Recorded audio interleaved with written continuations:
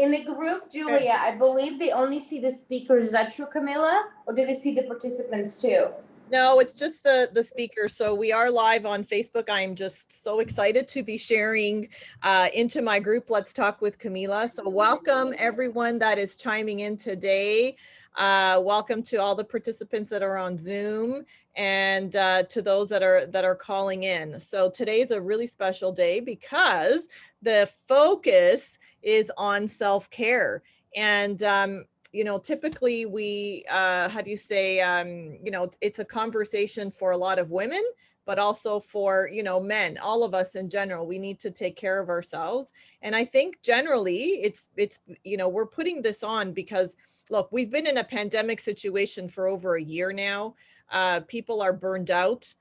People are exhausted. People are experiencing mental health issues. And, you know, we need to take care of ourselves. And so we're bringing on some experts today. So myself, I'm a registered psychotherapist. I've been in practice for over 20 years. And, you know, I specialize in the anxiety disorders and women's issues. And so today also we've got Larissa. Larissa, I don't know how to pronounce your last name, Shevchuk, who is amazing, who I've recently gotten to know. And, you know, she used to be a registered nurse and ended up being a doctor of chiropractic because her passion has been the nervous system and helping people. So, you know, she's got a wealth of knowledge to share with respect to self-care. So, you know, I'm really looking forward to the information she's going to be sharing with us today. And then we've got Anne-Marie Friedmann. And oh, first of all, I need to say something. You're going to hear all of us talking with calling each other different names. So we've got our professional names, we've got our nicknames, and it's all good. So don't be confused about any of that. So, so Anne-Marie has been a coach for elite athletes for over 40 years. And her passion is performance. And so what she's done is extended that knowledge to, you know, beyond elite athletes. So now she just works with everyone. And so I'm really excited for the information that she's going to share. And so the whole title of Quantum, that comes from her breadth of knowledge. And so it's going to be awesome. So having said that, let's have Anne-Marie and Larissa chime in. Just say hello to everybody. Can you guys unmute? Look at the beautiful beach you have behind you. Oh, Larissa, I know, right? Like we need to go there now. Yeah, totally. I miss the beach. Mm-hmm. So do you want to say hi to everybody? So I'm Cam. So I go by Cam because my name is actually lengthy. It's Clotilde Anne-Marie. And the kids cannot say my name. So I went with the acronym of my name. So Cam is easier. Throughout the 40 years of my career, and even me being an athlete, I came up with different ways of saddling myself because I was one of those athletes that are very scared, like they want to throw up before they perform, and it does not work. And everybody does that in general for an exam, for midterms. Kids does that. So I created a system that calms you down. That's what I did. And it reflects from traditional Chinese medicine and the Ayurveda, which is the Indian portion of it. And I use craniosacral, which is attached to what Dr. Larissa Shevchuk does, chiropractic, because osteopathy, chiropractic, all falls under the same umbrella. So I'm going to let Dr. Larissa to speak. And when it comes to me, well, you're going to see what I have for you today. I'm so excited to be right in the middle of you ladies. Camilla's going to speak about the mind and the thoughts. I'll be connecting us to breath work and our physical body. And then Cam's going to be teaching a system that you can do at home as a self-care, which is similar to Reiki or quantum healing touch. And it's been invented by Cam herself by putting all these knowledge together. Yeah, so great. Oh my God, I'm so excited. I want to be a participant today. Well, you are. I know, and I You will. are. Yeah. So I just want everybody to know that at the end of all of us speaking, we'll do a bit of a Q&A, and we'll also, you know, how do you say, have a little bit of a break. So, you know, if you need to go get a drink or go to the washroom or whatever, because we will be here for a little bit, and we want to make sure that we are taking care of ourselves. And so that's important, because that's the theme for today. Okay, so my topic is mindfulness. It's a topic that I am very passionate about, and I'm passionate about because I learned it. You know, a lot of what we do in the psychotherapy realm, for when we start anyways, it was an academic kind of conversation. They're academic, you know, topics, but I decided to do something different. You know, I said to myself, you know, I'm prescribing all of this information to my clients. Heck, I don't even know if any of it works. So I decided to become a student of what I was prescribing, a student of the theories. And one of the topics that, you know, has taken off in the last couple of years has been mindfulness and meditation. And I was never very good at it. I didn't understand it. So I decided to become a student and learn. So let's talk about, you know, mindfulness. Like, what the heck is mindfulness anyway? Well, what mindfulness is, it's just about being present. It's about being present here and now. That's the first part. And the second part is without judgment. And that part is really important. And it was very difficult for me to learn how to do mindfulness without the judgment piece, because I didn't understand it. So I learned, I practiced mindfulness outdoors. So let me just give you an example. I would go for a walk and I would learn, so I would observe the leaves. I would observe the cracks in the pavement. I would observe the sky, you know, all the five senses. So sight, sound, smell, taste, and touch. And as I was observing, my mind would take me away to the judgment. So I would do something like this. I can't believe that I'm counting cracks in the sidewalk. Judgment. Okay, go back to observing. Oh, look, I see a little ant on a leaf. Oh my God, I must be nuts. I'm counting ants I'm looking for ants on leaves. So I was being mindful, and then it was taking me away to the judgment, and I was in and I was out, and I was in and I was out. And I did that for many weeks and many months as I was practicing. But something incredibly beautiful happened. And what it was mindfulness allowed me to be free of emotion. It gave me this high. So you can appreciate this working with athletes, right? It's, you know, when you get that adrenaline rush from working out and you just want to keep going, and then the next day your body just craves it and wants you to go. Well, that's how mindfulness is for the brain. It just, every day I wanted to practice mindfulness because it was an experience of freedom. I don't have any other words for it. It was very difficult in the beginning to get going because, like anything, my brain kept saying, no, don't do it. It's too hard. You know, it's painful, not physically painful, but just like frustrating. And then I started to get into it. And, you know, today I get up in the morning, and if I don't experience, I don't go on my mindful walk, or I don't do my mindful exercises, I don't feel right. I feel like there's something missing. The same way you would, I guess, if you're used to working out your physical body, you know, your body would say, I'm missing the exercise. You need to work me out. So those are the benefits of what I experienced with mindfulness. And then I started to do a little bit of research to go, you know, what am I experiencing, and what's going on out there in terms of the science? Because I'm a very science-oriented person. I like evidence-based, you know, evidence-based theories and evidence-based results. So there's a lot of research on there, and you're welcome to look it up. There's a doctor, she's a psychologist, Dr. Sarah Lazar, and she did a couple of different studies on mindfulness. And what she found is that, I'm going to talk about meditation in a minute, but what she found was if she took people and taught them how to do mindful meditation for 8 weeks, and then she did MRIs of the brain, what she discovered was that the hippocampus region shrunk. sorry, so hippocampus, sorry, I'm saying it backwards. The hippocampus region was enlarged, and that's the part of the brain that we use for learning, right? Learning, memory, emotion. Then there's the amygdala part of the brain, and that part, which is inflamed in a lot of people that have anxiety, shrunk, right? And so when we see that the brain structure can actually change just by us doing the, practicing mindfulness and meditation, to me, that was, oh my gosh, this is why I feel the way that I feel. And I've become an advocate of this, of this since. Now the recent research is showing that it can actually reduce chronic pain and fatigue.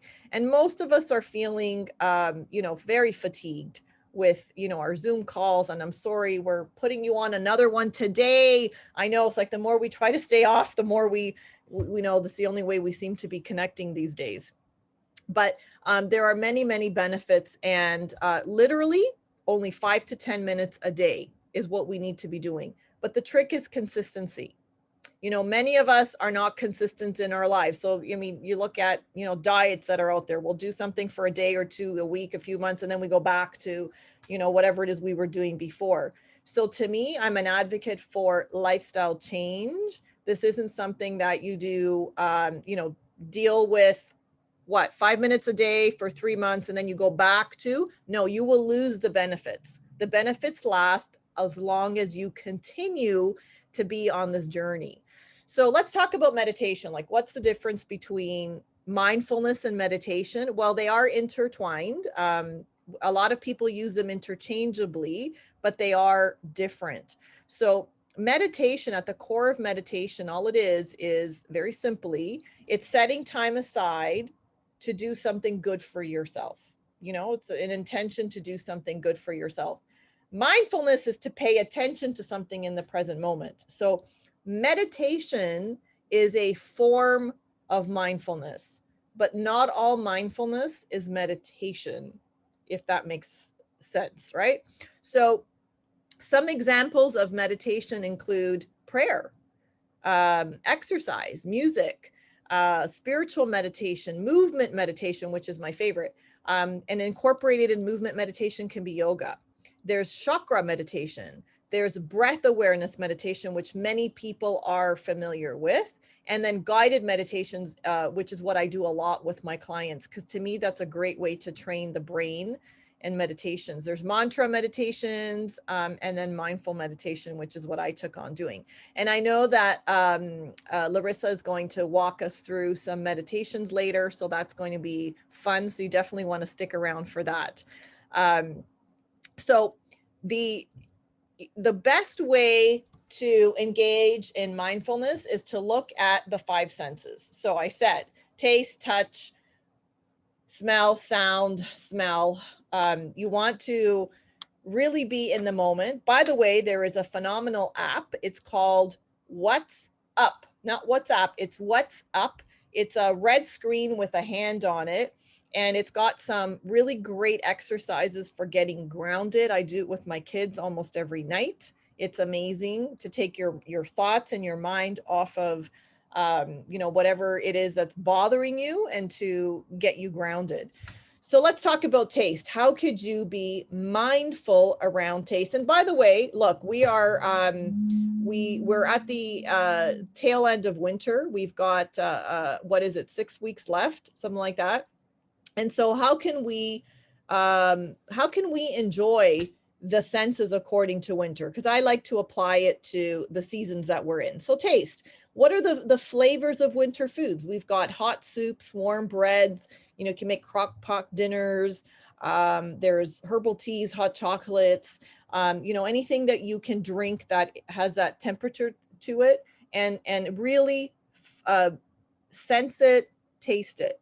Touch, warm bath, a fleece blanket, a warm fireplace, a cozy sweater. Those are the things that we want to be touching and engaged with when it comes to winter. Sights and smells of winter. What are they? The smell of baked chocolate chip cookies. I love that. My kids are literally almost making them every night. That and peanut butter cookies. Watching kids play in the snow. Maybe listening to your feet crunching as you're going for a walk. Maybe you're going out there and you're throwing snowballs, right? All of that, those are the sights, the sounds, the smells, and the touches of winter. And you want to engage in what's appropriate for the season. That's truly being mindful. So now, why am I sharing all of this, mindfulness stuff with you? Literally, research has shown it improves your memory. Improves your memory, which is something we all want. I know I started to experience memory lapses when my life started to get really busy, and I'm thinking, oh my God, I'm starting to get dementia at middle age. This is crazy. So mindfulness has so improved my memory. I used to rely on my calendar, and if it wasn't in my calendar, it didn't happen. That's that doesn't happen as often today. Now if I'm putting something in my calendar, I will remember, I will know, and don't really always need to check to make sure with alarms, because that's how I was living my life before. And then the last thing is it deals with confidence. We end up with an increased level of confidence. And how does that happen? Well, it happens because we're able to regulate our emotions. And mindfulness is a phenomenal practice for regulating your emotions. For the women that are on the line, let's talk about a mindful approach to your body. Many women are dealing with body image issues. And body image obviously is a mental representation. It's about, what goes on in your mind when you're imagining your body. It's how you think and feel about your body and how you behave based on those thoughts and feelings, which is cognitive behavioral therapy, which is what I specialize in, right? So you'll know that you have issues with body image. Some people say, well, how do I know if I have issues with body image? It's you will feel some kind of shame or anxiety when you look at yourself in the mirror. There's cognitive distortions such as anorexia, bulimia, binge eating. There are also disorders that result from poor body image. So a positive body image is about feeling satisfied with your appearance and having an accurate perception of that image. And we don't want to, we don't have the time to get into how people develop negative body images today. Just know that, it's a complex conversation. So let's just say that that's something that gets created when you're young. But it's something that, we can impact as adults. You're not stuck with that. So how can we practice awareness and acceptance of your body in terms of mindfulness, right? Well, practicing what we call body neutrality. That means you look at your body, but you don't judge it. Remember how I was, practicing mindfulness while going for a walk and then judging what I was seeing? Well, it's the same kind of idea, right? It's like looking at your body, noticing it, describing it, but not judging it. So judgments are skinny, fat, long, short. All we're doing is focusing on the movement, the feeling of your body, noticing, describing it, but not judging it. The second thing is focusing on your body's function. Notice how amazing your body is. Remind yourself that your body is an incredible ecosystem. And I know Anne-Marie's going to talk about this. It can actually extract nutrients from foods we eat. It could fight viruses. It knows how to do this. Look, we're dealing with this worldwide pandemic, and our body knows that there is this invasion that comes in and knows how to deal with it. Isn't that amazing? Like, just awesome. We can also counter negative thoughts with positive statements. This is something that I teach a lot of my clients to do. So for example, one of your thoughts could be, I have short, chubby legs. And instead of having that thought, we can transform it to something like, my legs are powerful and I can move really fast. So that would be how we can change a negative thought to a positive statement. And the last thing is meditation with the physical self, right? Notice the breath, the in-breath, the out-breath. You can actually feel your body relax, being aware of your toes. Guided meditation is actually excellent for this. There are many apps. One of the ones that I would recommend would be Headspace. because it has excellent body image meditations in that app, if that's for you. So I could go on and on about mindfulness. I can, I teach people how to be mindful when they're driving, how to be mindful when they're parenting. And I find that it makes the most difference when it comes to, how do you say, living your life in a way that is just really fulfilling and passionate and free. I'm going to use the word free because that's been my experience. So that's something that I would highly recommend. So I'm going to open it up to see if anybody has any questions, if there's anything they want for clarification. You'll need to unmute yourself. I'm going to just double check to see if we've got any comments on Facebook. So I'll just hang out a sec and see if anybody wants to jump in.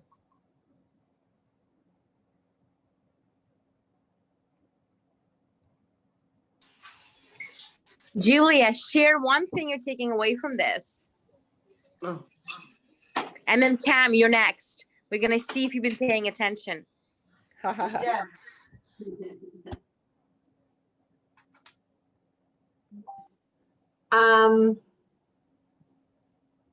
One thing I took away from Camilla,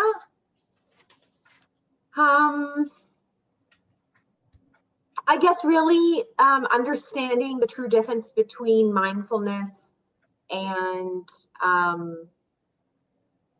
meditation, understanding those differences. Mm-hmm. Yeah. And being more, I guess, cognizant of how mindfulness and the practices that, the various examples that Camilla shared with us, how seeming very easy and applicable they are in our lives. So I'm looking for, more tidbits in terms of those practices and mindfulness from as we continue on in this session. So I'm just going to quickly comment. You can actually apply mindfulness practices to everything that you're doing in your life, everything. So let's say you're washing the dishes, right? Can you smell the soap? Can you feel the soap? Can you, are you looking at the bubbles, and are you just all engaging your senses to that activity? Because what most of us do is this: we'll wash the dishes, but our thought goes to our kids, our laundry, our work, or something else, right? And so that's being unmindful. So like you're driving, this one's my favorite. You're driving. I used to be able to go from point A to point B. I never remembered how I got there. It was just a big blur. I never remembered driving. It was crazy. When I started applying mindfulness to driving, all of a sudden my life was like a video. I could remember every drive, every moment, all the time, right? So when you're driving, can you see the guy walking across the street with the plaid pants? Can you read the license plate in front of you? Can you see the guy next to you? What color shirt is he wearing? You're just being observant. So all you're doing is actually paying attention to what's going on around you. Yeah. And when you're doing, do you have kids, Julia? No, not yet. Great. Well, awesome. I love the share, Camilla. It's one of the tools that is used to ask if you remember yourself driving, the drive. Mm-hmm. A lot of times we parent, we are with our kids, our kids will say, play with me, be with me. And we are, but the kids know, they know you're not being present. They just know it. And you're thinking, but I'm here, I'm playing with you. And they're like, they're saying no, but you're saying yes. And because they know that your mind is somewhere else, except that you're the last one to find out. So that's the deal. It's really awesome. It's hard to be mindful 100% of the time, but the more you practice it, the easier it is for you to Just like my mind right now is with 2 kids in here and I'm being present. it's hard, right? Camilla, I wanted to pick up on your thoughts around being observant, but then these other thoughts come into your head, like, oh God, like, why am I counting the number of ants, and that it goes negatively.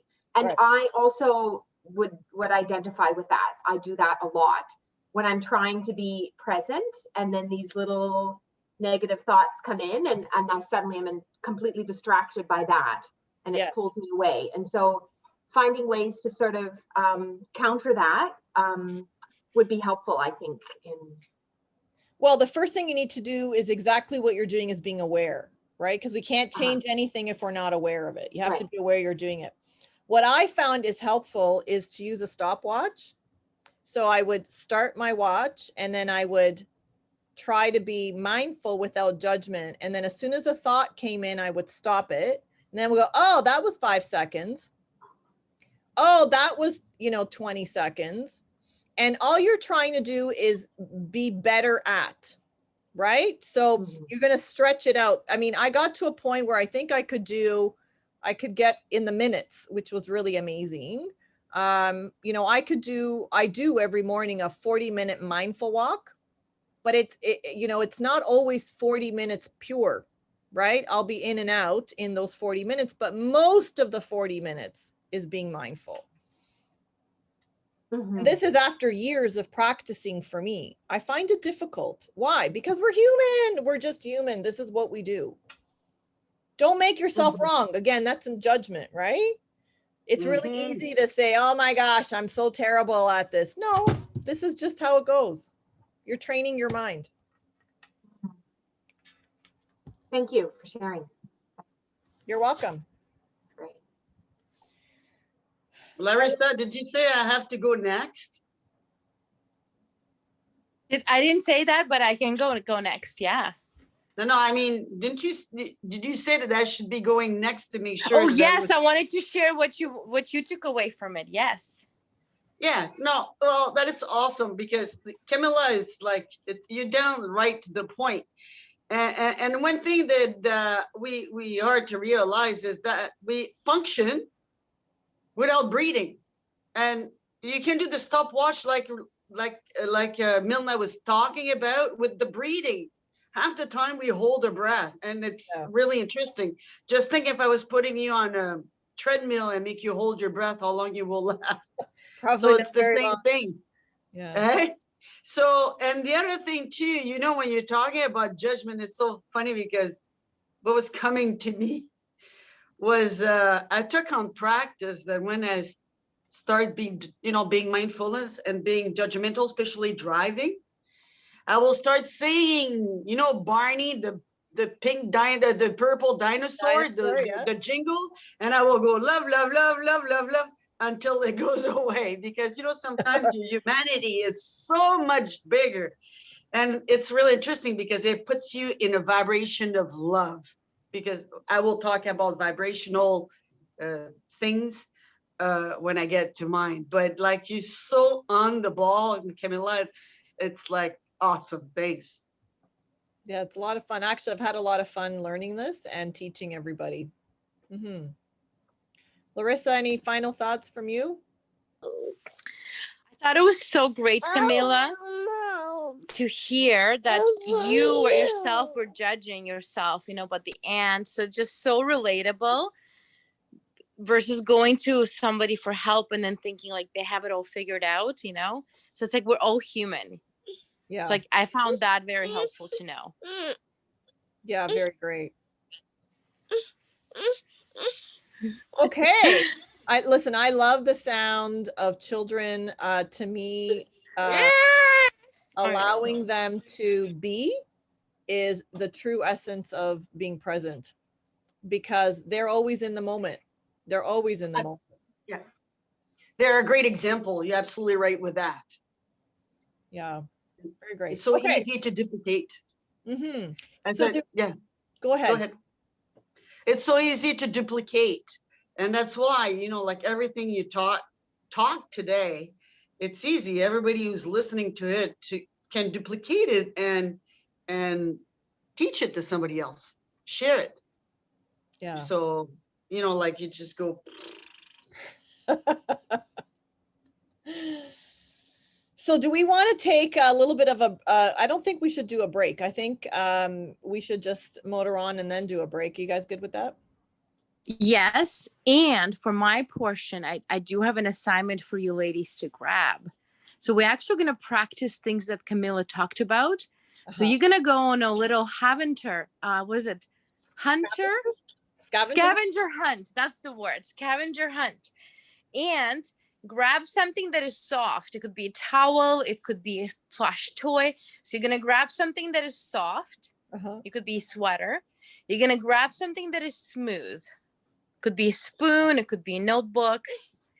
You're going to take something you can smell. So either perfume or soap or essential oil or spice like cinnamon, and something that you can taste. And it could be your water.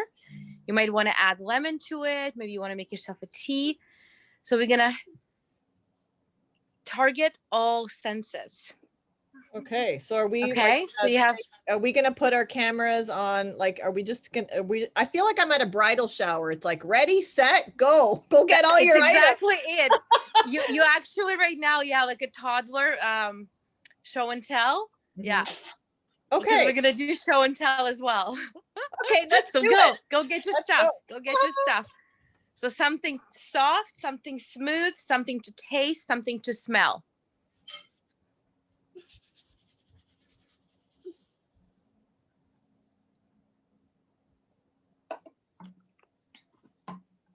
I'm going to get more water. Okay. You can definitely have it. I'm going to get water, okay?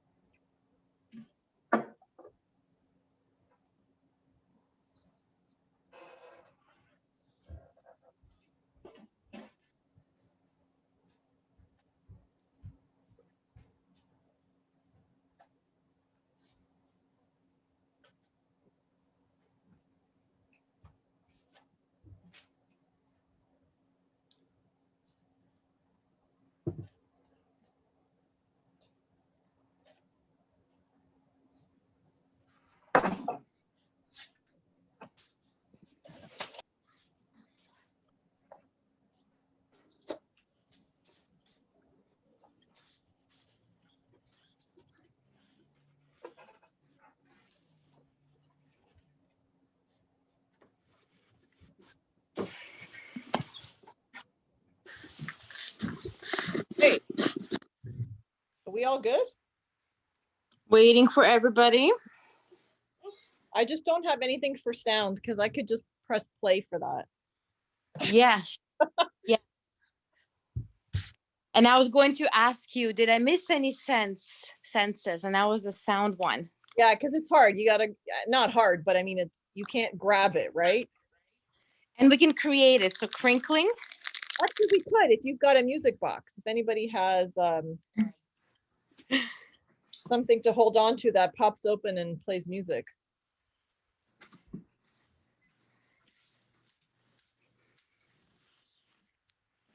Just waiting for Cam. So people on Facebook are playing along with us as well. Yes, they can. Are there any comments on Facebook? No, haven't seen any yet.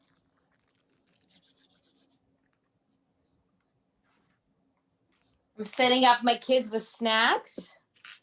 I'm solo parenting right now for this afternoon. All right, Mr. Dean, here you go. Everybody has everything? Okay, great. Fantastic. So let's do show and tell. Show us what you got. What's the first one? Jack's gonna be first. No. What are we showing first? Oh, show what you gathered. Show you a little stash. All of Things it? you've gathered. Is there a lot? Well, okay, let's do sight. This is what I got for sight. Oh, nice. Hang on, I got to put it in front of me. Yeah, I see it. Green plant. Green is actually very relaxing for eyes. So it's a great sight. Yeah, so I bought this for my kids when they were it was for Halloween, if you can see the pot, right? And then they let the plant die and I revived it, and it just sprouted a flower 2 days ago. Oh my gosh. And I keep it That's by my window perfect. now. But now I own this and I love it. Good timing for Chinese New Year, Lunar New Year. There's a flower for you as a present. Yeah. That's great. What else? Julie, what about you? Yeah? Go ahead, Camilla. No, what did you guys find for sight?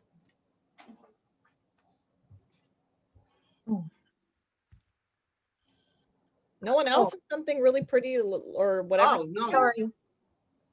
Oh, Nice. whoa. Beautiful. Beautiful. It could be any image, Julia. This is my Show and site. tell. It's kind of, Oh, wow. Did you do of a that? whale. Whoa, did you do No, that? no. It's a Nova Scotian artist. Uh-huh. Yeah, it's a whale.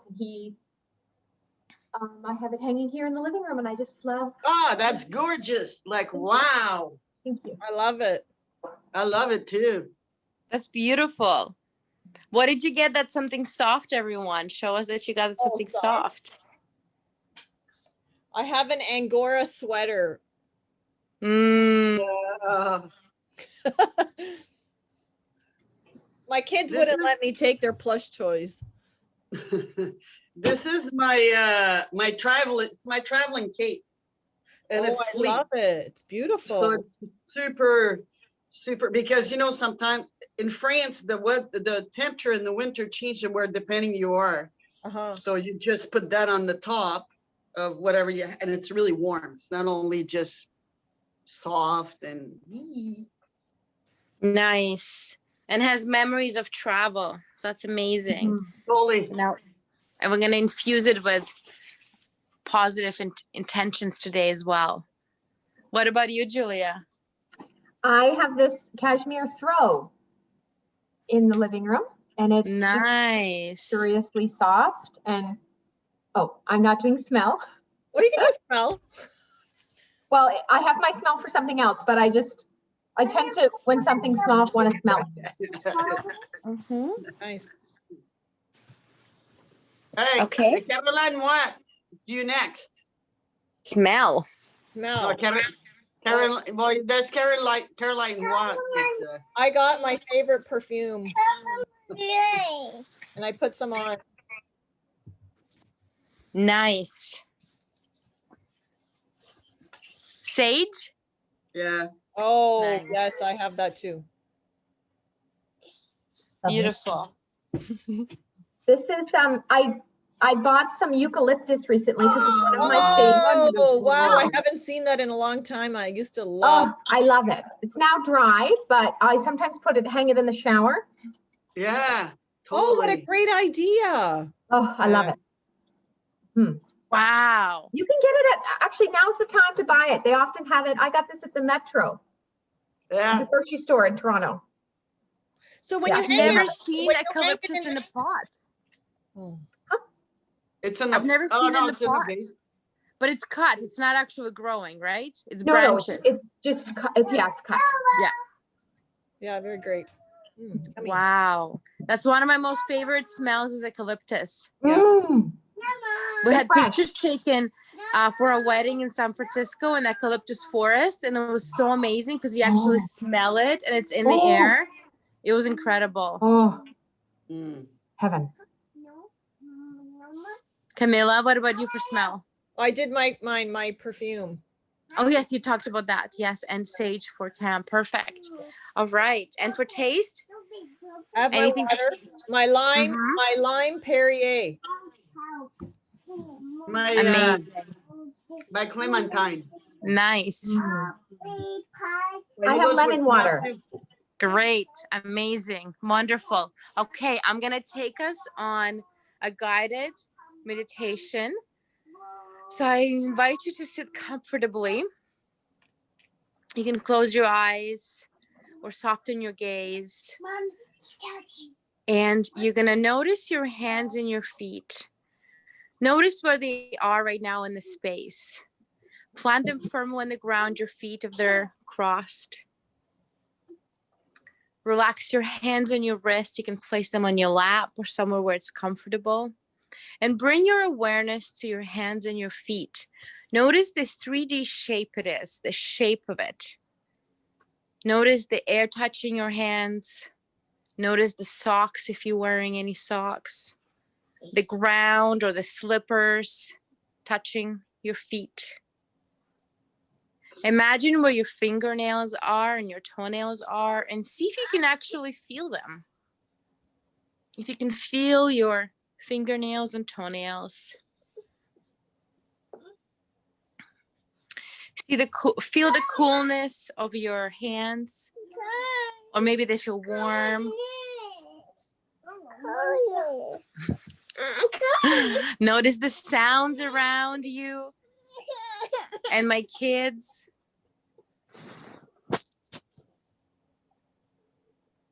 Yeah. I got that. Coming over.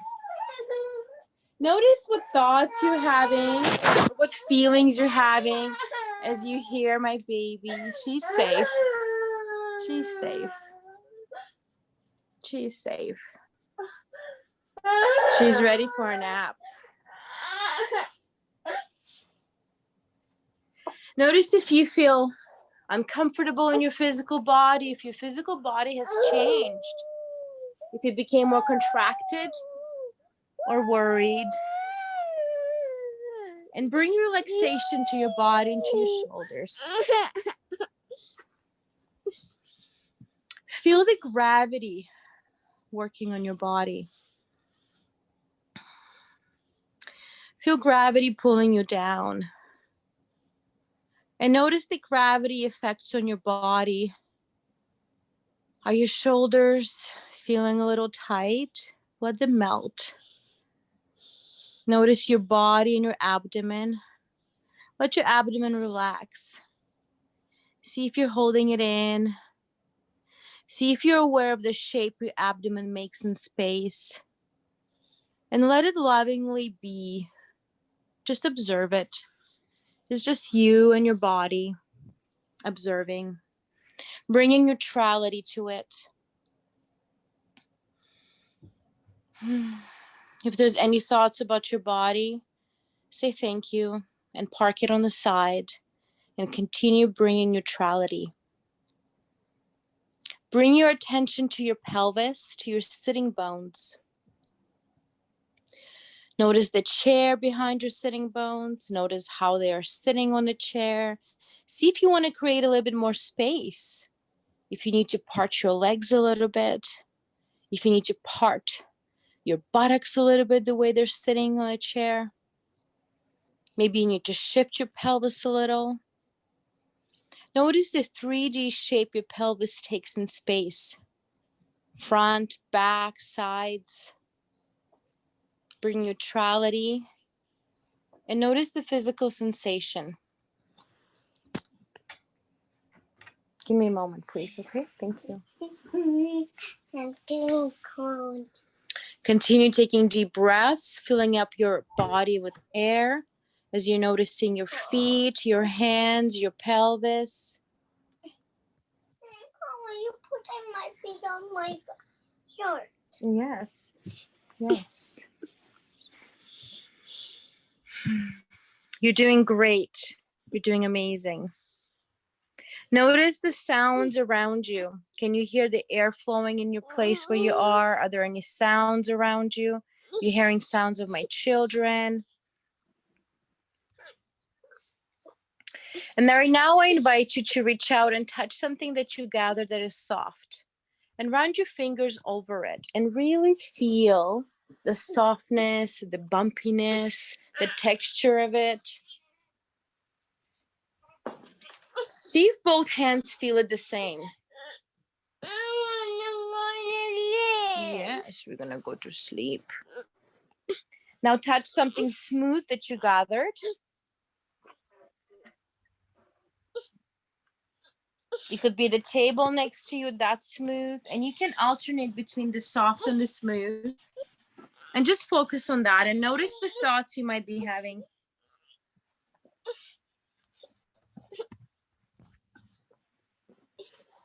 Next, we're gonna do a sip of water that you brought.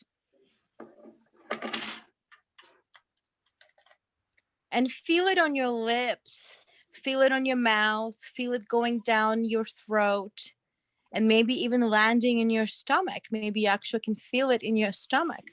Sometimes when we have warm foods or cold foods, we can actually feel the warmth or the coldness traveling down in our esophagus into our stomach.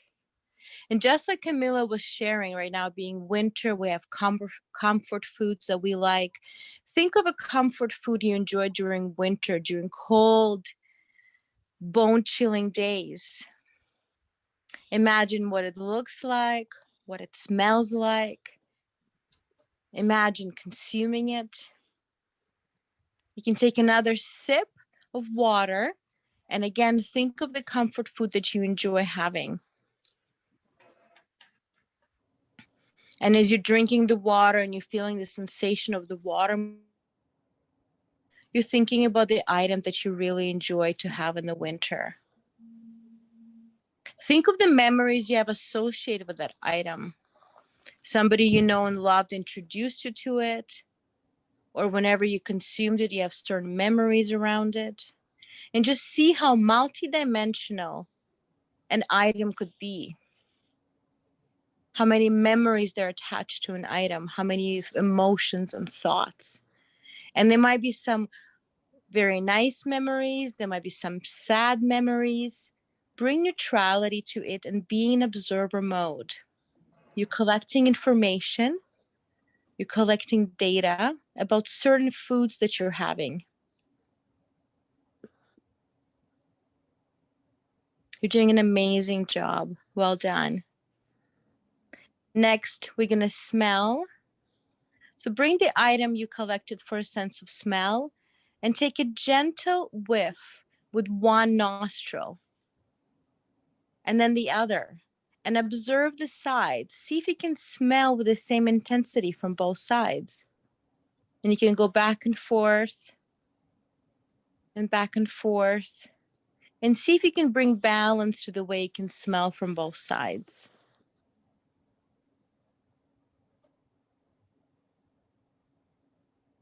Think of two memories with this smell.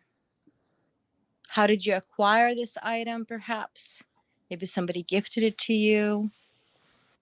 What else do you associate this item with? So two distinct memories that you can think about. And bring neutrality to those memories as well. You're being in observer mode. It's almost like you're reading a story or watching a movie about those two stories. And you're welcome to journal about this, because we're actually uncovering emotions and feelings and we're activating the senses. We're actually practicing the senses right now and activating the brain.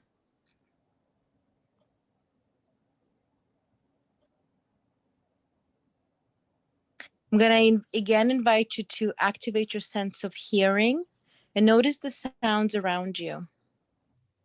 Do you hear air conditioning or heating system making sounds?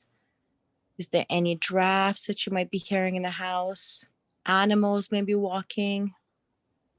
So really tune into the listening.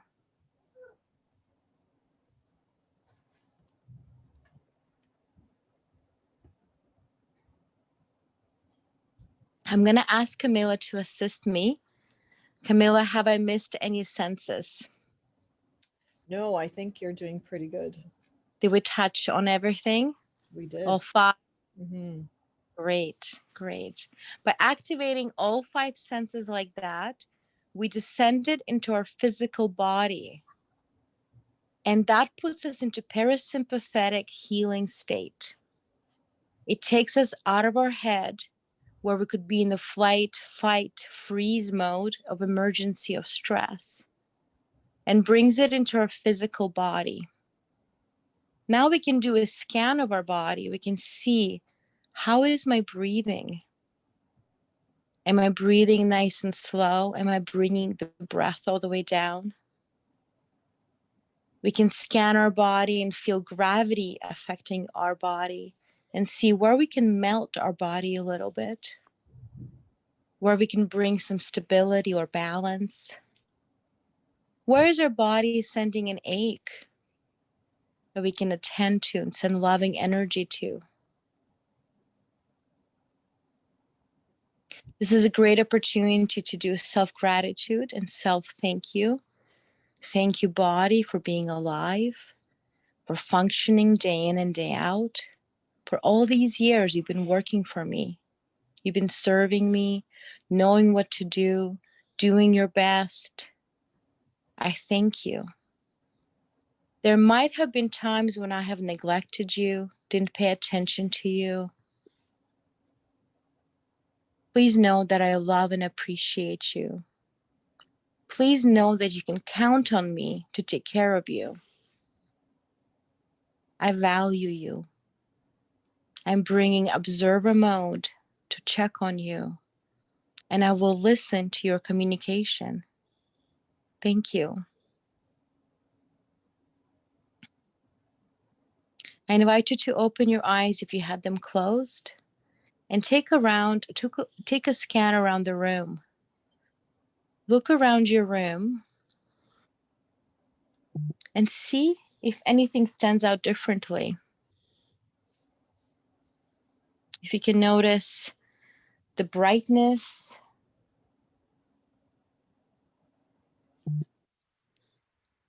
or if it looks any different to you at all. And please unmute and share this experience.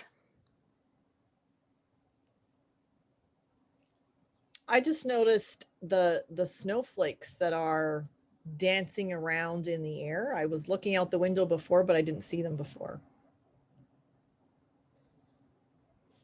That's beautiful.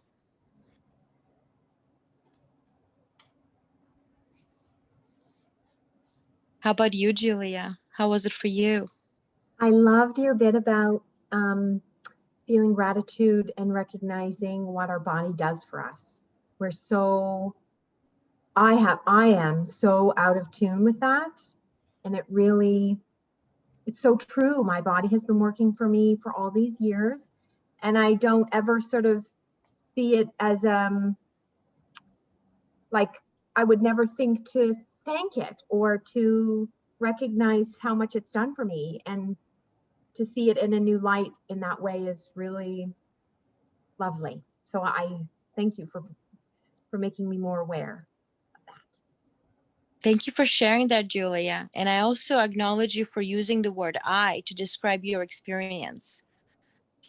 Also very important. You when they just, and when we bring it to ourselves and say I, it brings healing and connection to the body. So I acknowledge you for that. Good for you. But you, Cam? I got a very peace and stillness, because what I got is authentic communication with 5D, which is we mostly function in 3D, but here's 5D or even 6D. That's right. Activation of, so what I'm hearing you're sharing is the activation of the senses made you feel connected to the 5D reality, people call it. I find the same, drop into my senses. I call it, by dropping into our 5 senses, Mhm. And in science, this research says, like, we're so accustomed to 5, but there's Mhm. some, including like of pressure. So the 5 are just the basic ones. Yeah, I You're think correct. there's 7 in total. What's the unique one then, Camilla? One is movement. So vestibular movement, the movement and balance that we experience in our bodies. And the other one is sense, like the intuition, the sense. The intuition, the Mhm. 6th sense. Yeah. That's wonderful. How about the foods? Did anything come up for you around the memories of comfort foods for the winter? Who, me or Anybody? Camilla? Anyone you. who wants to share. And like, what foods were you imagining that are comfort foods? That is so funny. I got that. I think I'm gonna cave in at 5 o'clock. I'm gonna order an Asian slaw from Lee restaurant. I'm gonna pick it up and bring it back. Mm. You were And I was talking about actually this thinking, before. I get another one for somebody and go and drop it off.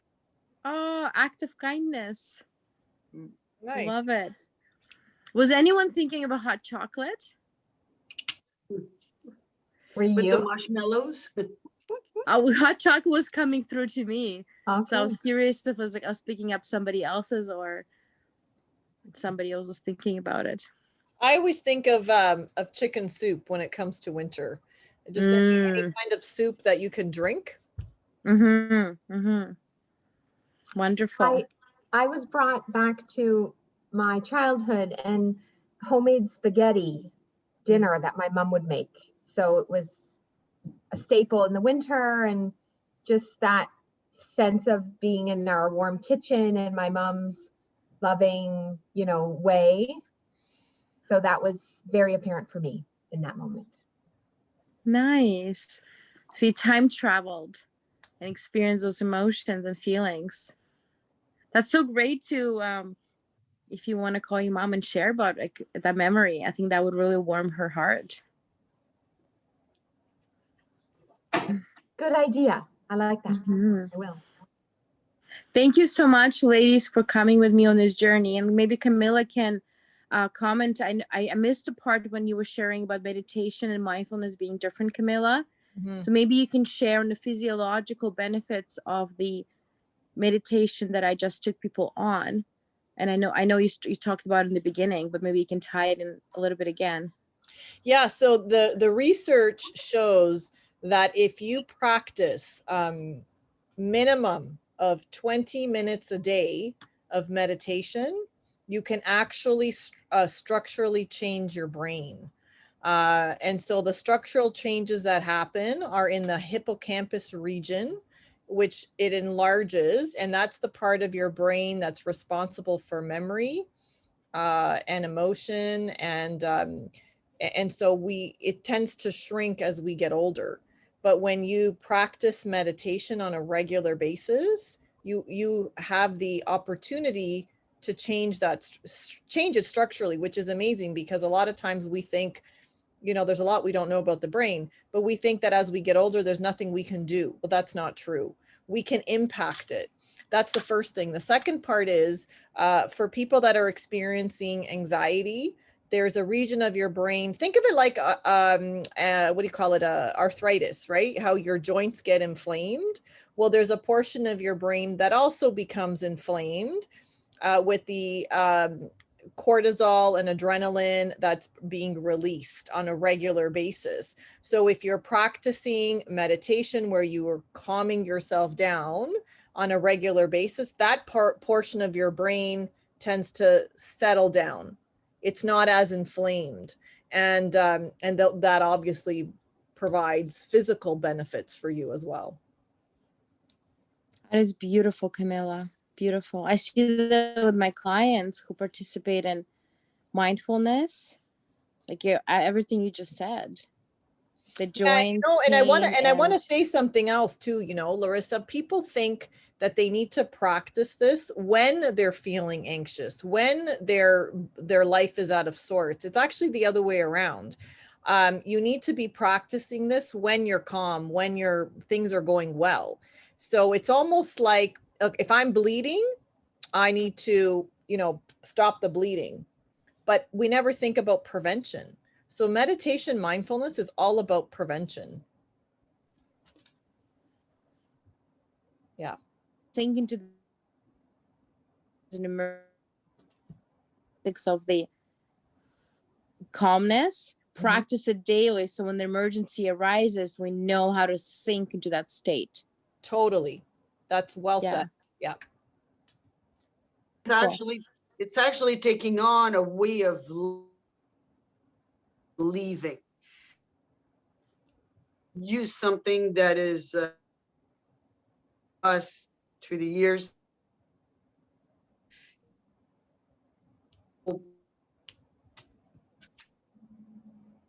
Understand that because of belief.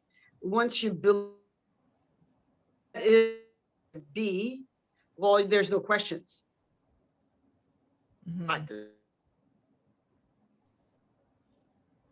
Always really in like of this.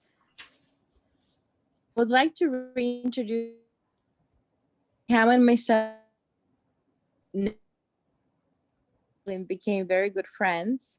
Cam is an artist. She's a healer. She is a gourmet cook. She teaches people how to cook.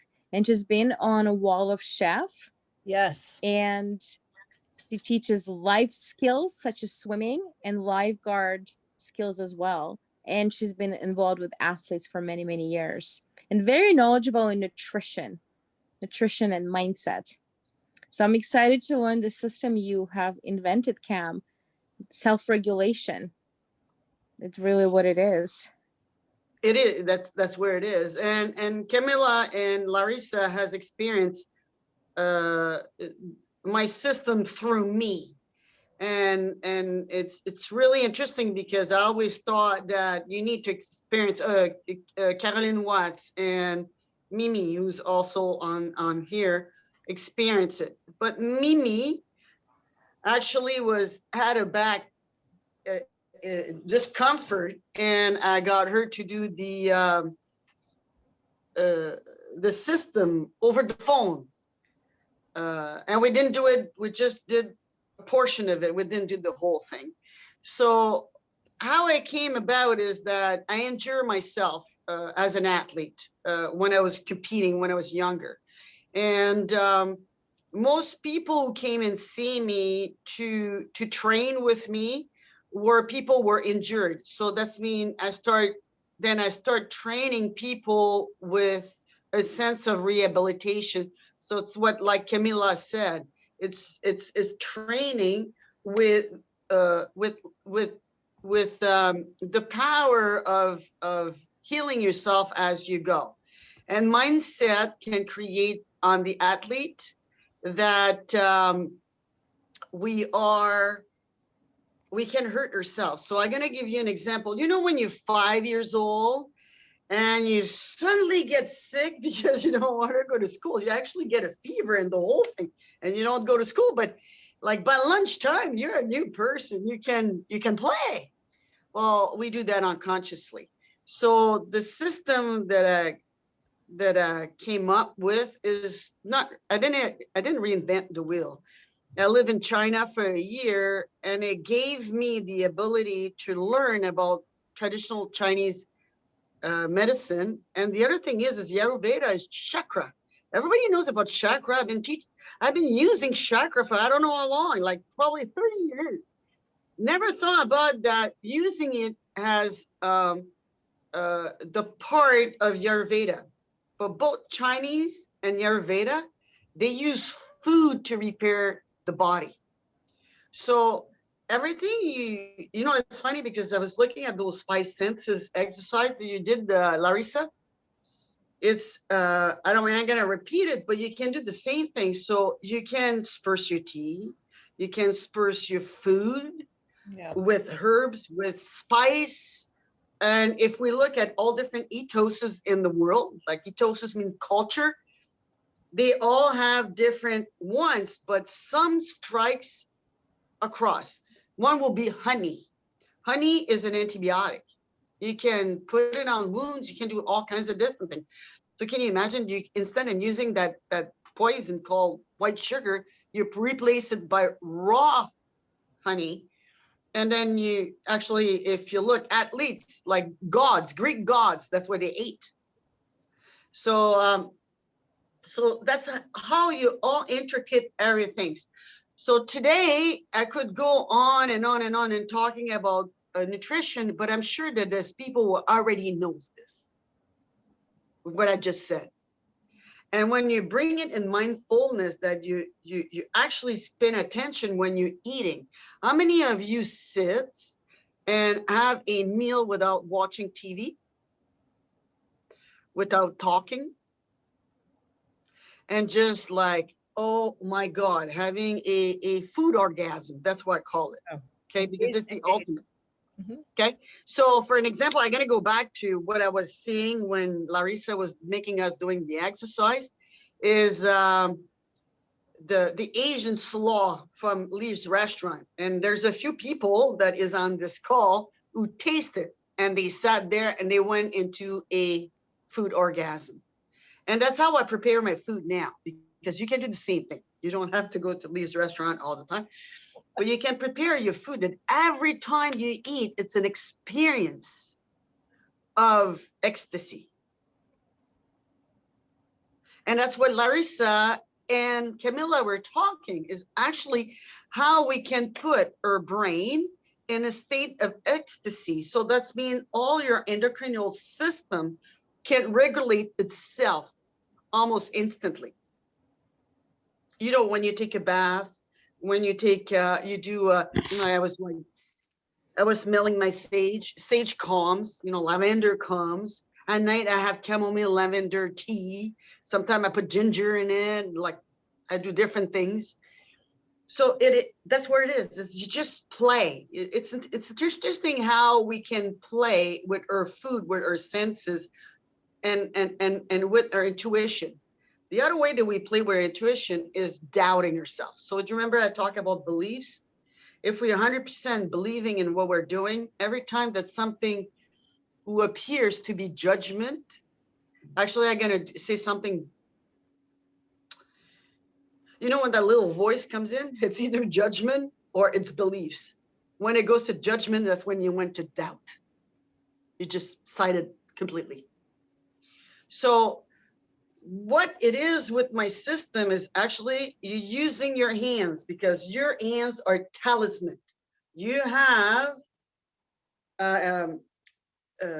traditional acupressure points or meridian points to the end of these three fingers, okay? Especially your palm also has that. So the moment you put your hand on, so I'm going to give you an example. Do you remember when your mom used to put her hand on your head when you were sick and instantly you felt better? And then if she gives you a kiss, or your dad, because it's, or your aunt, or anybody who did that, you will instantly going in a space of love. It's just, and that's where it boils down. Quietness, not sick anymore. It's peaceful. Whatever is disturbing you goes away. So it's the same thing. You have that. So when I teach my athlete about this, some of them are so Cartesian, which is mean they're all factual and they all science, and that's the way the brain. Wait, that's will be another webinar, is how your brain function. I'm sure that Camilla can talk about that also. So I'm going to use that we have creativity and we have math. So I'm going to look at that way. When you go on your creative side, it opens up to another level. Your mathematical side is trying to make sense of what's going on. So if you let that go. So Larissa was talking, got you to, I'm gonna move back a little bit further so you can see what I'm doing. So Larissa was actually telling you to connect yourself, okay? So I'm sitting on my resistor ball.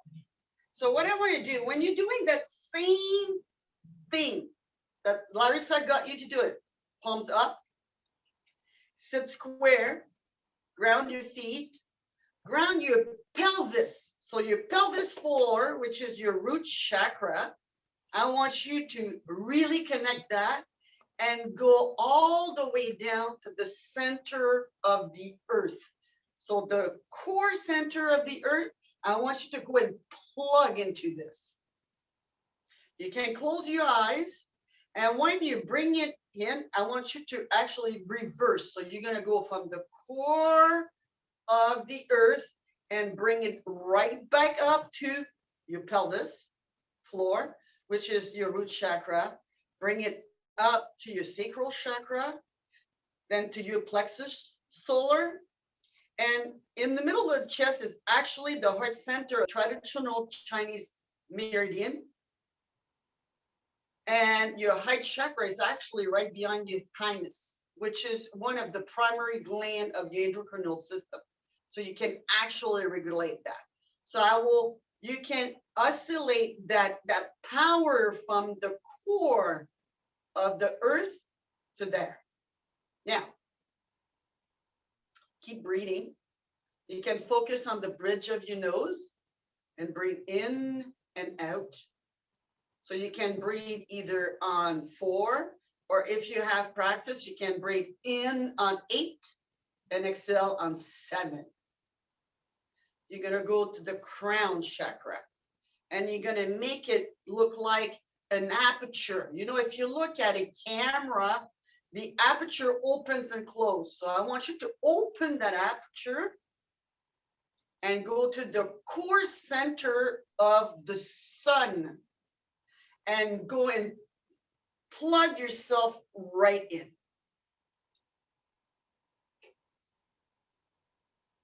When you at the core, bring the core back down to your crown chakra, your third eye, your throat, and your heart center.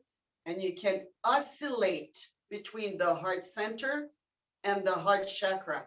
Now, I want you to fuse that energy from the core of the earth and the core of the sun. I'm going to stop talking for a moment so I can have you sense that.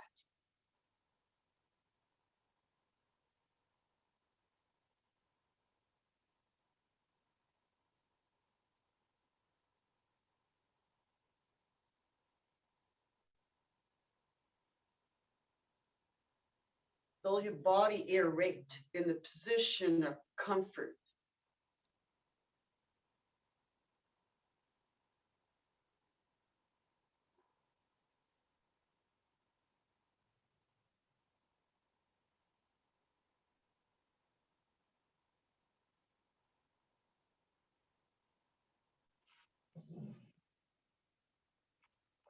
Okay, staying in the same position. Me, I have to stand up so you can see what I'm doing. I want you to place your hand on the top of the iliac bone, which is your bony, the sticky bone of your hips. And I want you to make it look like you have a triangle. I have slides, but because I had difficulty, I'm on my phone, I cannot do the slides. I can send you some picture via email. So what I want you to do is actually going to extend your fingers to make a triangle. And I want you to breathe in and out of your nose. And I want you to stabilize your hip. Now you may have a figure 8 movement that's happening. Let it happen. You may have your hip going like a seesaw. Or simply on your sacrum, you have like a bicycle crank that is just like winding, like either winding or unwinding. If it's anything that is winding in, I want you to intercept it and winding out.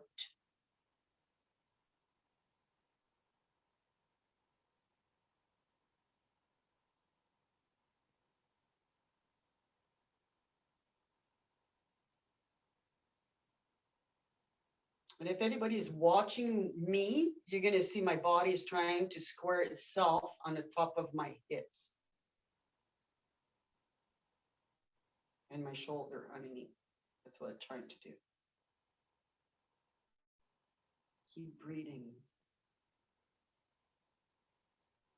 until you feel a pulse in your fingers. So the system has 7 steps. We're going to go to step number 2. So step number 2, you want to look like you're making a diamond this time with your fingers. So your hand are going to be lying, your palm are going to be lying flat onto your TVA, so your transversal abdominal muscles. And again, there is meridians on each side, and it's just a little bit above your sacral chakra. And again, you may feel those little rotation and oscillation, movement. You may want to feel like your bowels wants to move, your spine wants to twist. You may have that little bicycle cranking up at your spine.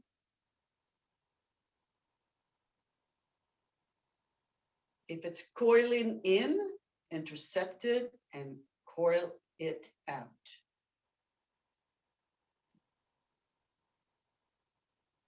It's all about letting go any energy cluster that prevents you from having a energy wave into your cerebrospinal fluid from your sacrum to your brain.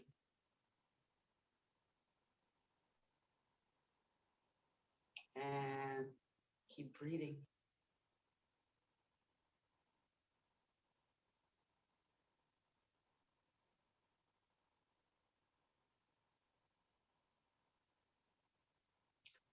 The next one is going to be a triangle shape again.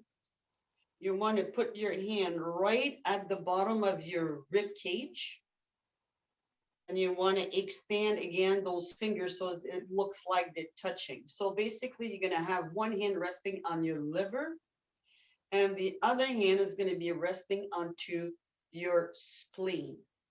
So it is interesting to know that I didn't talk about the organs. I will do that after, because organs are related to specific emotion. Right now, the only thing I'm doing with you is create flux of energy to release energies that are clotted. That's it. And again, let's breathe. Let's connect with the meridian, the plexus solar chakra, and the organ that are across. So spleen, stomach, liver, and my favorite one, the pancreas, which is probably part also of your endocrinal system. You also are touching a part of your adrenaline gland and your kidneys. And again, breathe and feel the motion. Your body wants to readjust, just go for it.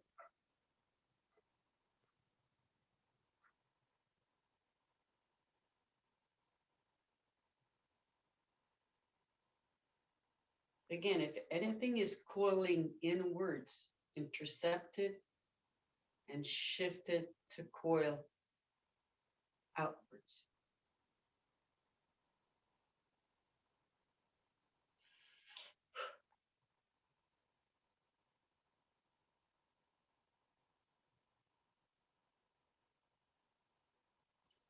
The next step is the heart center. And it's a diamond again. So you rest your palm right onto your breast. And you want to connect heart, lungs, and your thoracic area, your breathing, your shield. We have an emotional shield that we build, and that will relax it. The other thing that it will relax it also is that we're so much on the computer, we have a tendency to be all folded. This will expand the chest. When you're breathing, and make sure you're expanding your rib cage outward rather than frontward and backwards. And just let breathe. This one will take a little bit of time.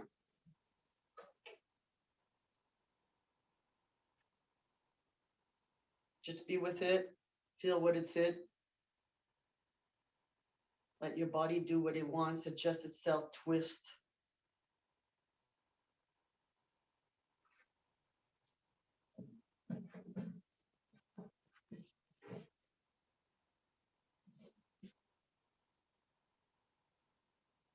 And breathe.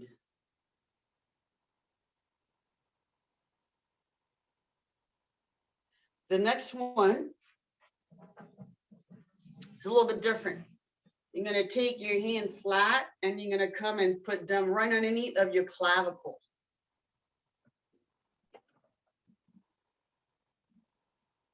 And what you want to do is put both of your middle fingers together.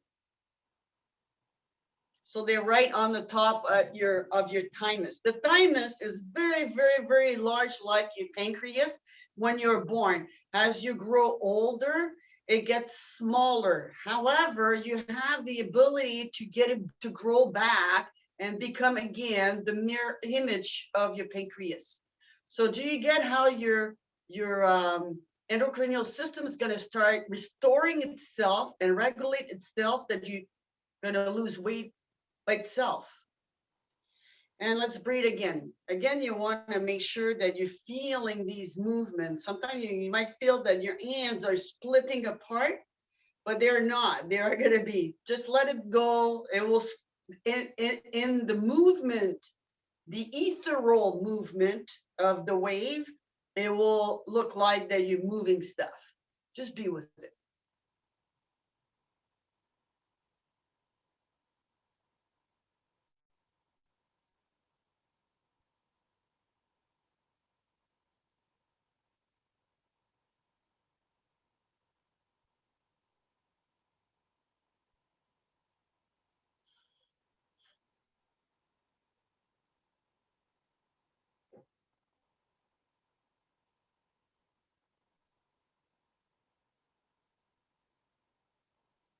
Very good. I'm going to have to tie up my hair so you can see the next step.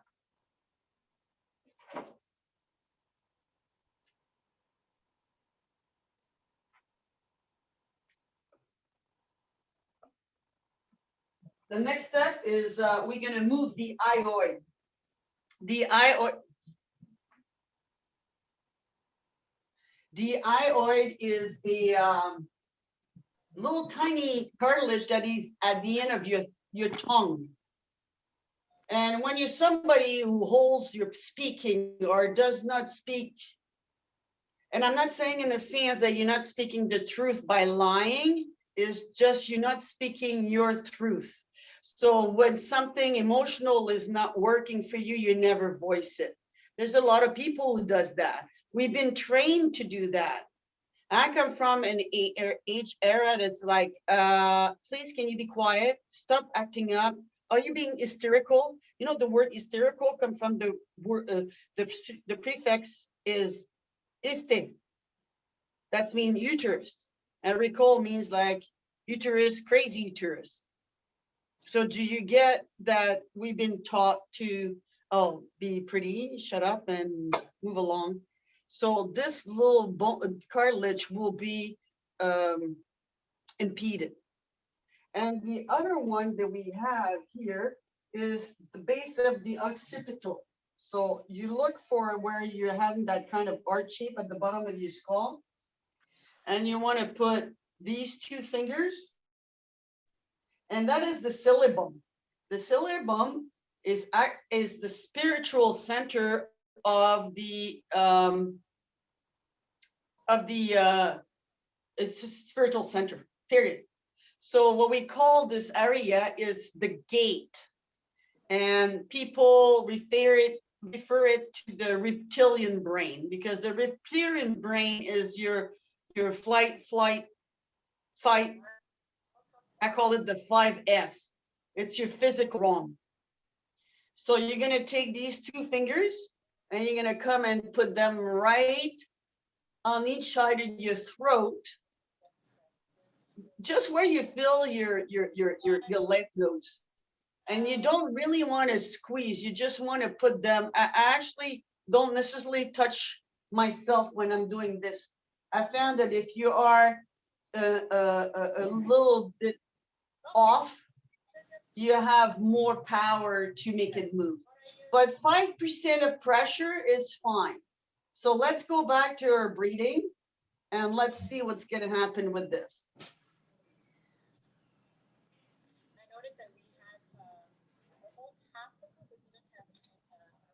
It might put you to sleep, which is fine. You may feel like you're slumping because you're going to go to sleep like this, and that is fine too. Just follow your body, don't resistance. Would like to share what are you learning? Okay, so I get that you can share a bit of your process, but I'm more interested in your reflection, what you are learning about yourself. You may look like you're shifting your throat, like the esophagus or the throat part, that it's shifting back and forth. Let it happen.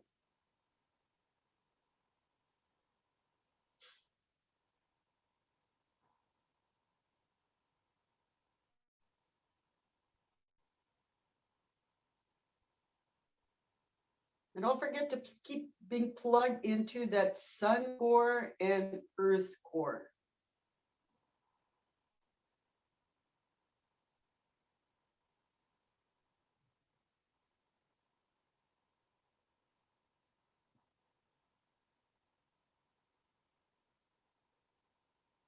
The next one, we're going to use, you know, like Indian dancing, it has different hand position that says different things.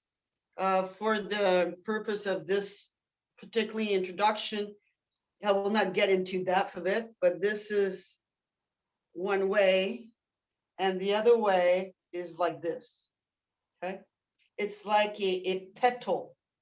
It's like you're taking a lotus and you're closing it, and you're gonna come and put it right on the top of your aperture onto your crown chakra.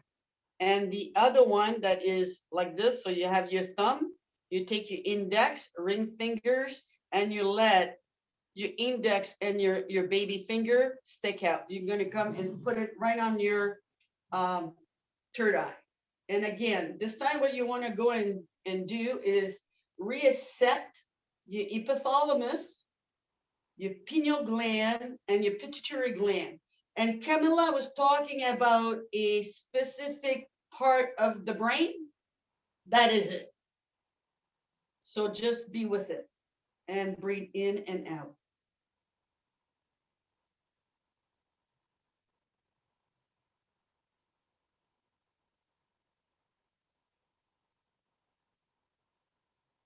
Relax your shoulder.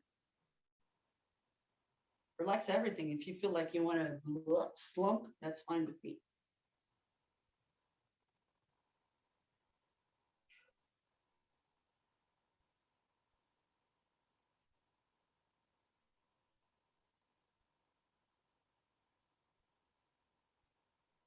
This should bring you in a stillness point.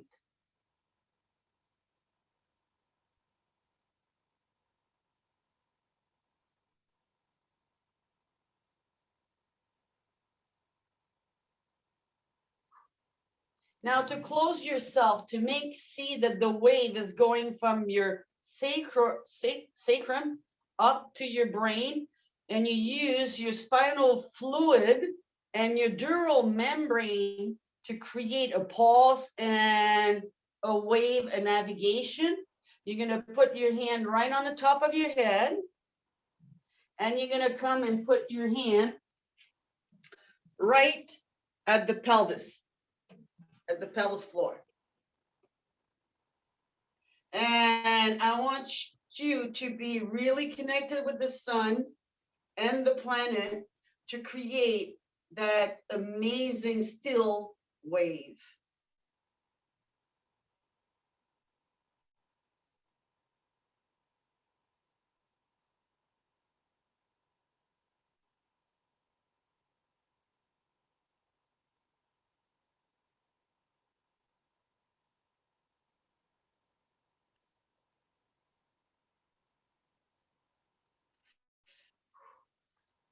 So this is basically the steps.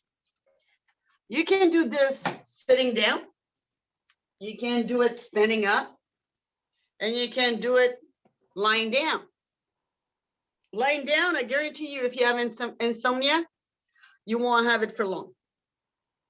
Now, if we look at, I know that a lot of people on this call are they know anatomy and physiology and pathology of the body. So you can see everything that we connected was connected to all organs, all meridians, our chakra, and on another time, and actually the next venue will deal with how emotion function. And Camilla has a great plethora of knowledge, as well as Dr. Larissa, about it's not reducing emotion, it's completing and let go emotion that keep our body stagnant and give us lack of motion in any way, any realms of our life, actually. So I'm going to open the mic for people who has questions for me. I have to look at what time is it. My clock keeps going away.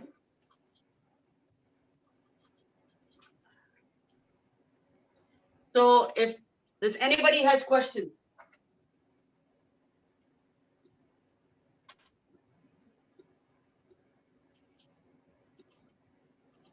Camilla, Yes, honey.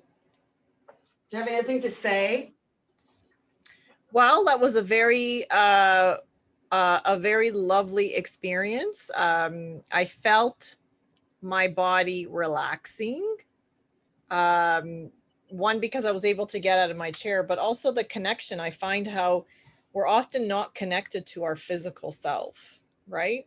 And Yeah. and I would say that the gateway to the spiritual self is through the physical self.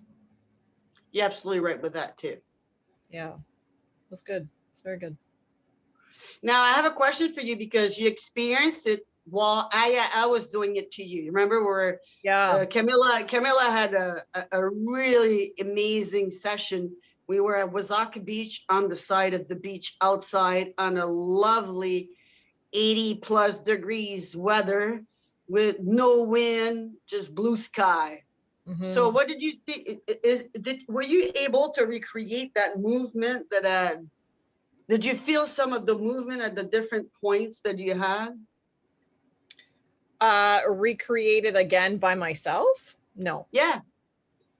You didn't feel any movement at all? You mean like when I got home? No, like right now, you doing it. Oh, I see. Yes. But I find that I can only do that with guidance. I'm not very disciplined to be able to do it on my own. I don't know if it's your energy or if it's the guided energy, but definitely as a group, I can do it. Yeah. Well, I'm going to invite you to do it by yourself, and you're going to go, oh my God, I can't do this. Oh, yay. It's a guaranteed. Like, I guarantee you're going to go, you're going to text me and say, I just did it. I cannot believe it. I can do it by myself. You know what? It's a lot of it, just like mindfulness, the more you practice, because once you can tap in once, you can always tap in again. And it's just a matter of continuously going there. So I would say I'm looking forward to it. I know I could do it. Good. Larissa, did you I feel really the movement? enjoyed it. I could feel the movement when I was doing the hyoid bone and the suboccipitals. Cool. So you can do it yourself now. And I really like just speaking about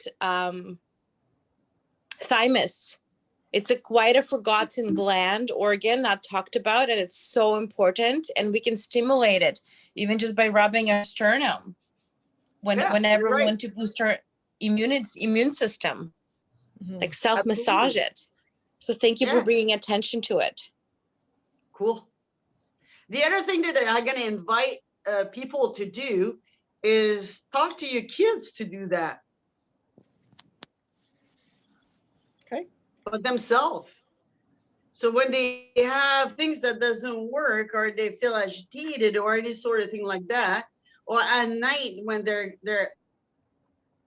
because the poor kids right now are at school on a computer, they're not quite sure about, because everything has changed, right? So there's a transition for them to operate a different way to do their homework and do their exams also, because they're making the exam quite interesting on the internet. Somebody was sharing with me university testing, and like, oh my God, like that's beside dealing with the technical glitz and all that, to be scared and not pass your grades because this. So you go home and you go to sleep, your brain is just like, it's like the hamster is running. This can be doing these 5 steps while you're meditating or while you're connecting will recenter you so well, so instantly.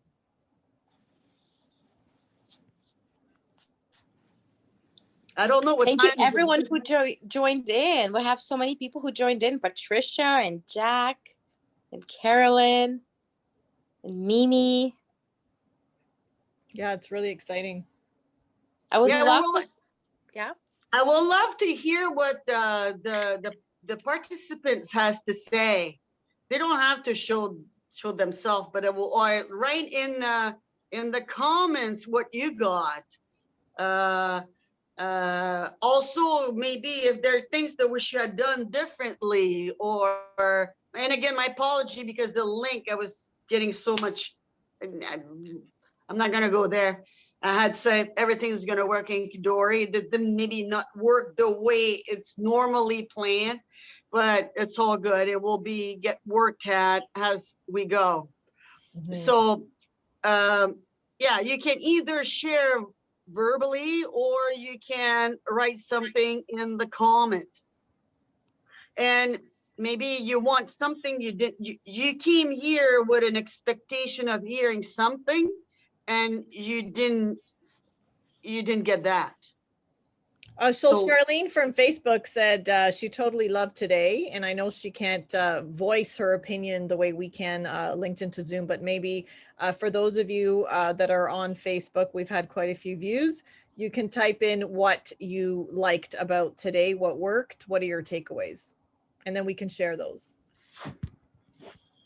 And as you share them in the comments, what you took away, it's gonna be crystallizing for you even more. When you verbalize, when you learn something, it becomes concrete. So Carolyn says she feels relaxed, like she did a yoga class. I did a yoga class on Thursday night. I've studied mindfulness, and overall, I feel relaxed. I think that's what she's trying to say. That's great, Carolyn. I'm so glad you feel relaxed. You're in parasympathetic healing state, and you can sink into the state by yourself now with the tools that you've learned. Camila was sharing, when you walk, you can look for cracks on the sidewalk, ants, birds, stop signs. So that's mindfulness. So we can get into that state. And Patricia says she got grounded and connected to herself. That's wonderful. Thing too is everybody's can get the recording of this. So if you feel that you didn't grab everything, you can listen to Larissa exercise, and you can listen to my exercise also, again and over and over and over. And listening to Camilla will reinforce how to intercept your judgmental conversation, of course. So a couple of people. And I want to say that Oh, sorry. Go ahead. it's humans, you know, we might judge ourselves that we're in a negative space, and evolutionarily we were wired to see the negative first. So when you observe yourself being in the negative, don't judge yourself. Just know evolutionary, you're performing as you were designed, because for us to survive, we had to look for problems. So there's nothing wrong with it. And how we grew up too in childhood, whatever environment where we're in, maybe we were more wired to look for more negative maybe than some other people. And like Camilla said, we can retrain our brain. It doesn't have to stay that way. And bringing it to neutrality. Yeah. So some people are asking about if we could have this recorded, which we've already talked about. I'll be posting it on my YouTube channel, Let's Talk with Camilla. So that way you can refer back to it as often as you want. You know, you can repeat certain sections, practice certain sections on a daily basis. So we'll do that for you. And I guess if people like this kind of thing, we'll do it again, maybe next month. Absolutely. There's people were asking for diagram. If you go in my PM, either on my Facebook PM, I'm under Clotilde Anne-Marie Friedmann, or you can contact Camilla so she can pass you on to me. And Okay. everybody else who has my email, shoot me an email and I will send you the diagrams, because I did had a PowerPoint, but the phone didn't want to cooperate today. So that is the kind that. Anne-Marie, can I post your email address in my group, and then those that. Absolutely. Okay, and Yeah, then they'll connect with you directly. Okay. Okay, cool. I want to read might- Julia's comment, Julie and Carolyn's. So Julia said her takeaway was being more conscious and present in communication with her body and recognizing it as an outside entity. That is powerful. Like Oh, I am wow. speaking to another being. If I see my body in such a light, then I tend to be more caring with it. That is absolutely correct, Julia. And Yeah, Carolyn that's agrees wonderful. with Julia, and she felt the same way. And recordings will be shared, yes, for everyone who registered and everyone who is here. Yeah, wonderful. And you know, like I had people who could not be here today. So if you know somebody who will love this, it's the love weekend, right? You can PM us or email us, and we would be more glad to share with you or share with these people the what we talked about today, because it's all about kindness, sharing, loving, and being part of a much more bigger ethereal community. Very great. Yeah, thank you, everyone. Thank you for being here. We're finished an hour ahead, everyone. That's great. We're on purpose. Yes, we're very intentional today. And, you know, we had a lot of great teachings and great takeaways. And I just want to acknowledge Anne-Marie and Larissa for their expertise, their knowledge, for their love, for their intentionality, and for sharing. I mean, I totally felt I was in the presence of some great women, great men and women here today. So thank you for taking the time out of your day. And Larissa, I have to say, you know, even with your kids in the background, you're so generous and so kind and so loving, and there was no upset. You know, most people would have gotten upset with their kids, and there was none of that. So God bless you. You're just a phenomenal mom. You are. She is. You should. I do cooking. I teach her cooking, and it's the same way, because Sophia loved cooking, but she puts flour everywhere. Flour is the thing for her right now. And like I said, you get it everywhere. But it's okay. Yesterday we were doing some pie, and I don't know what I did, and I just covered her like her daughter does with flour. So I was being her flour girl. So beautiful. Okay. So on that note, I guess we'll complete. For those people on Facebook that joined us, thank you so much for chiming in to Let's Talk with Camila. And if any of you on this call would like to join my group, feel free to make that request. We focus a lot on, mental wellness. I don't call it mental health, I call it mental wellness. And we bring to you a plethora of people and backgrounds, and we do this on a weekly basis. So thank you everybody for taking Saturday to join us, and we look forward to connecting with you soon. Well, thank you Have an very amazing weekend, everyone. And happy Thank you, Valentine's Day. Have Happy an Love awesome Day. love weekend. Happy Love Weekend. Yes. Goodbye, everybody. Bye, everyone. Mwah. Bye.